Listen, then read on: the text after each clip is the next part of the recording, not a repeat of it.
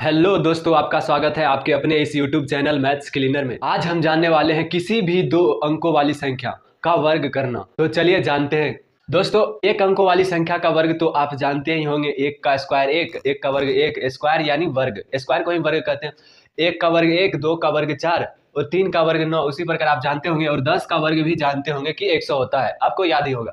तो दो अंकों वाली किसी भी संख्या का वर्ग आसानी से निकाल सकते हैं। वो कैसे, चलिए देखते हैं। सबसे जैसे देखिए, हम 13 लिए। 13 का वर्ग कितना होता है? 169। 13 का वर्ग कितना होता है? 169। 13 का वर्ग 169 होता है।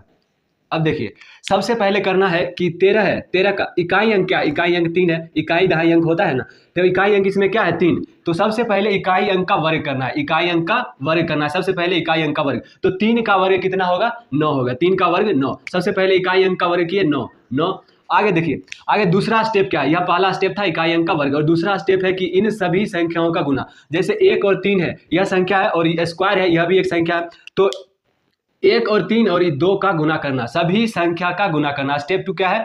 सभी संख्या का गुना करना। जैसे देखिए, 1 गुने 3, 3 हुआ, 3 दूनी के 6, यानी देखिए कि 6 हुआ, 3 दूनी के 6। 1 गुने 3, 3 गुने 2, 6 हुआ।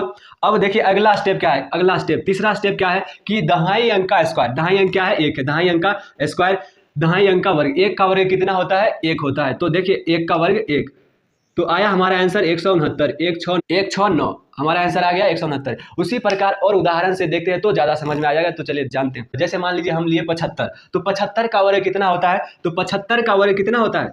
तो चलिए देखते हैं स्टेप बाय स्टेप। तो सबसे पहले क्या करना है? सबसे पहले इकाई अंक का वर्ग करना है। सबसे पहले इकाई अंक का वर्ग करना है। तो 5 है, इकाई अंक 5 है, तो 5 का वर्ग करेंगे, कितना होगा? पहला स्टेप है 5 का वर्ग 25, तो इसका 5 लिखेंगे। एक अंक में लिखना है। 25 आया तो 5 लिखेंगे, एक अंक में लिखेंगे, और 2 शेष रह जाएगा जो आगे हम जोड़ के लिखेंगे। यानी 5 का स्क्वायर 25, जब 2 अंकों में आएगा तो उसे एक अंक लिखना है। 5 का स्क्वायर 25, तो देखिए 5 का स्क्वायर 25 का 5 हो गया। अब दूसरा स्टेप क्या है कि सभी संख्या का गुना, यानी सभी संख्या का गुना। तो 7 गुने 5 और गुने 2, कितना हुआ? 7 पचे 35 दूनी 70। 70 और यहाँ पर हमें शेष कितना बचा था? 2। 70 2 72। 72 का 2, 72 दो अंकों में आया तो एक अंक लिखेंगे 2। 72 का 2। अब देखिए तीसरा स्टेप क्या है? अगला तीसरा स्टेप है कि दहाई अंक का वर्ग। दहाई अंक इसमें क्या है? 75 में 7 है, तो 7 का वर्ग कितना होगा? यहाँ देखिए हमें शेष कितना बचा था? 7 बचे 35 दूनी 70 2 72, यानी शेष 7 बचा था। और इसमें देखिए दहाई अंक क्या है? 7 है। दहाई अंक का वर्ग करेंगे तो क्या होगा? 7 7 49। 7 का वर्ग 49 होता है, और हमें शेष बचा था 7। 49 7 कितना होता है? 56 होता है। 56 होता है। तो देखिए इसका वर्ग चुटकियों में आ गया। आसानी से निकाल लेंगे किसी भी संख्या का वर्ग, बस नैनो सेकेंड में निकाल लेंगे आप। तो चलिए और भी एग्जाम्पल दिखाते हैं ताकि आपको पूरा समझ में आ जाए। आगे देखिए, अगर हम लेते हैं 98, 98 लिए, बड़ा संख्या ले रहे हैं 2 अंकों की। 98 लिए, तो 98 में इकाई अंक 98 का स्क्वायर, 98 का स्क्वायर। तो इसमें इकाई अंक क्या है? पहला स्टेप क्या है? इकाई अंक का स्क्वायर, यानी 8 का स्क्वायर 64। लेकिन लेना है एक अंक, क्योंकि 64 में 2 अंक होता है, तो लेना है हमें एक अंक, 64 का 4। और शेष कितना बचा?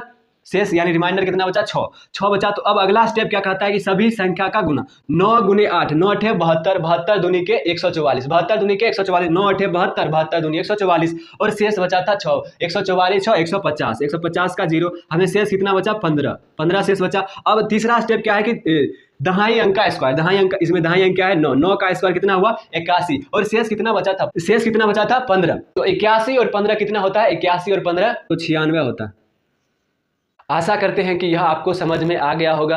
तो समझ में आ गया होगा तो हमें 99 का स्क्वायर, 99 2 अंकों की सबसे बड़ी संख्या है 99। 99 का स्क्वायर क्या होता है, यह हमें कमेंट करेंगे।